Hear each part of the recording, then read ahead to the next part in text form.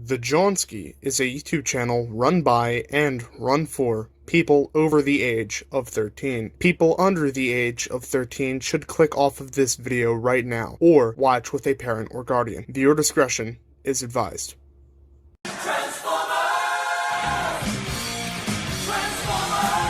Milita's freaking today, militiamen. My name is King Prime, and welcome back to another video here on the YouTube channel. Today we're going to be taking a look at a newer Transformers Legacy figure, that being the Transformers Legacy Deluxe Class Crankcase. Yes, we have a relatively unknown character, unless you read the IDW comics, in the G1 form which he originally came in, which is strange, but I wanted to take a look at this character just because, I thought he looked cool.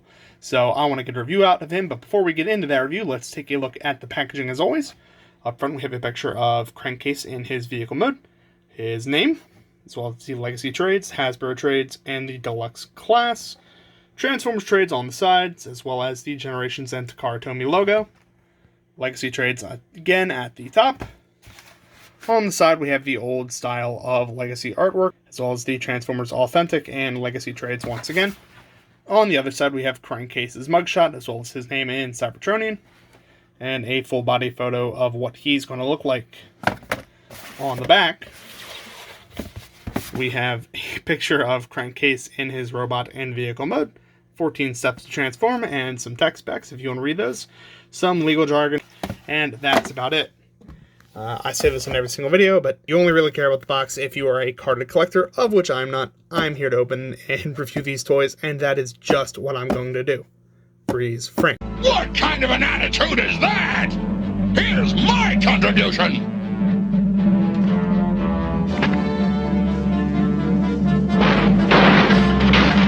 Freeze frame unfreeze. So here is Crankcase, but before we take a look at him, let's take a look at the accessories he comes with. Firstly, we do have his pistol here, which is just done up in clear gray plastic.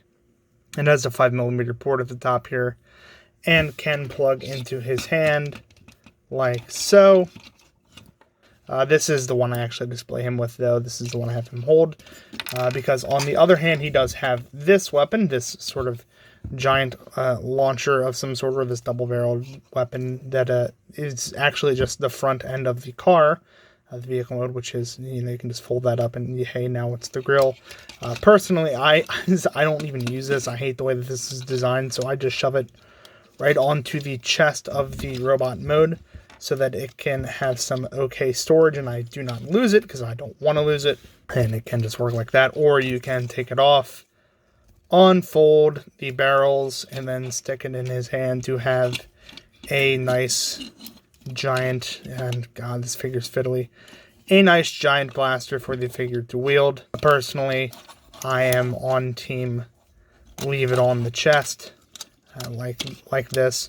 But for the rest of the review, I'll leave this off just so we can, get a clearer look at the figure. And the figure itself isn't bad looking at all. Personally, I do absolutely love this shade of dark navy that they use for blue on him. I also love that he has an orange face. If he had blue eyes, I'd be super down with the design of this figure. The yellowish orange just kind of breaks it all up, and I don't necessarily like it, but it is a nice homage to his G1 design, and it works perfectly, even though I'm not too familiar with this character. He does also have some nice metallic blue on his chest there, and some metallic silver picking out details there.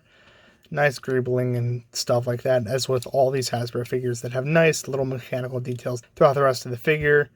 These shin pieces are kind of shiny, but they are a very rich shade of blue, which I do like. And going around on the back here, he does have a spare tire, which I'll show you a little bit later, and blue stripes going up the black painted clear plastic roof of the vehicle mode.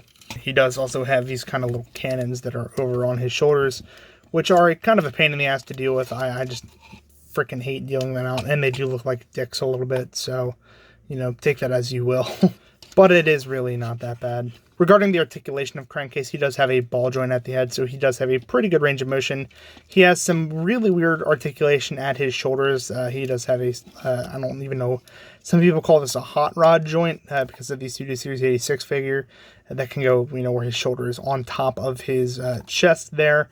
I do not like that's how his arm works. Personally, you just need a little groove and it can extend normally in the top of the regular robot arm, but whatever, I guess. The 360 range of motion at his shoulder, though, is not impeded. It can go all the way around. He also has an upper bicep swivel as well as a elbow bend, about 90 degrees. He also has a wrist swivel, which is nice to see, kind of a rarity on these deluxe figures. And as you can see, there's also a hinge joint in the arm because of the transformation, which is really annoying when you're trying to pose the figure. He does also have a waist swivel, it can go all the way around, as well as a hinge joint, so it can go all the way forward, all the way back, and then he has another hinge joint to serve a outward kick, which doesn't really go that far. It's kind of hindered by the way the thigh is developed with that little lip right there. He also has an okay knee bend. It bends about that much, about 90 degrees. Upper thigh cut as well. You also have a ankle pivot to go all the way in there. And that is it for the articulation. Let's get some other figures in here so you can see how Crankcase kind of compares to others' freeze frame. I'm an alien. Like E.T.? E.T.? The little ugly guy in the basket? Look at this face! Freeze frame unfreeze. Now here is Crankcase next to our old friend, Classic 06 Optimus Prime. Let's just zoom out a little bit here so you can see exactly how they stack up with each other. Here he is next to the golden standard of action figures himself, Dark Times Darth Vader. And here he is next to this piece of shit, our previous Transformers review, Deluxe Class Knockout.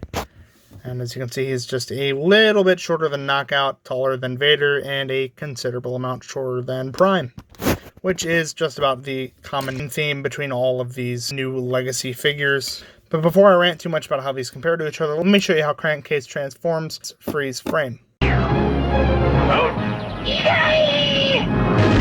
Freeze frame unfreeze. So to transform Crankcase, it's a fiddly affair, I am not going to lie. The one thing you might have noticed while I was handling this figure earlier is that this chest piece just loves to come undone and just wobble around. In fact, on my shelf I have Crankcase displayed like this so that his chin actually blocks that hole so that you can't lift this piece up. But as you can tell, it just goes all the time, which is really annoying. I hate it. The first thing you're going to want to do to transform Crankcase is, of course, just lift that damn piece up so that the Decepticon logo on the back of his head is kind of flush with what will become the hood of the car. And then angle the backpack so that these gun pieces are down below the chest line and out of sight. And hold it there for dear life. Next, you're going to see this little blue piece which is attached to the arm. This one is what causes that annoying swivel that I was talking about earlier. You can turn the arm 90 degrees at that joint in there and then turn the whole entire assembly inward so that the arm collapses in on itself. Next, you see that there is a hole on the bottom of Crankcase's arm right there that is actually going to tab into this little piece right here, this little tab that's sticking out. You just press that down and eventually, as you can see, there's a groove in the shape of Crankcase's forearm right in the side of his chest. You might have to angle it in there, but it will go in there eventually. You just need to fight with it a little bit, which is very annoying. Again, rotate, hook on and press in, and eventually it will stick, despite the fact that it is annoying as shit. After that, you have that's pretty much the upper part of the torso done. You don't have to rotate the waist or anything, but you do actually have a hinge in there. You can see that there is the pin for it, which causes the waist to swivel. It's kind of like on a reverse bicep joint. I'll show you that in a second. There's an interesting part of transformation that you'll have to complete there. But before you do anything with that, you can attach the legs together. As you can see, there's a tab there and a hole there. That will become the top of the back of the car. Next, you can flip down these two doors at the very front of the shins. And then, as you can see, the wheels are folded up on as his robot mode heels. Just flip them up. And then you can hold what will become his thighs together and pull down on his shins to rotate the back of the car into a flat surface. And this is where that interesting part of transformation comes in. You just take this back assembly, take this front assembly the best you can, and just push it together. This will rotate that waist piece in, and as you can hear the clicking, that is a completed step. There are tabs, and I'll have to show it again before I break this damn thing apart.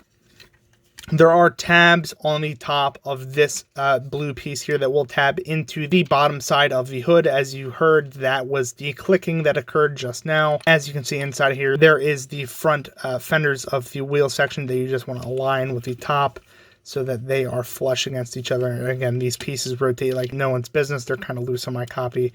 So just make sure they stay in place. Then you will see a little tab right there that will tab into that little catch right on the door when you rotate that down. Rotate that in.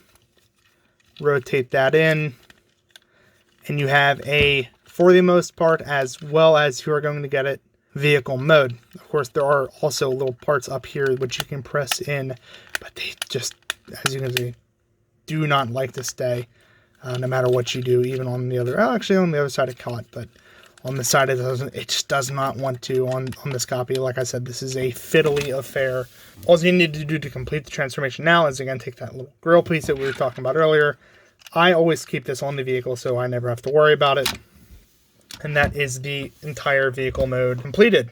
Of course, you do have weapon storage. There is a little hole up there where you can store the weapon.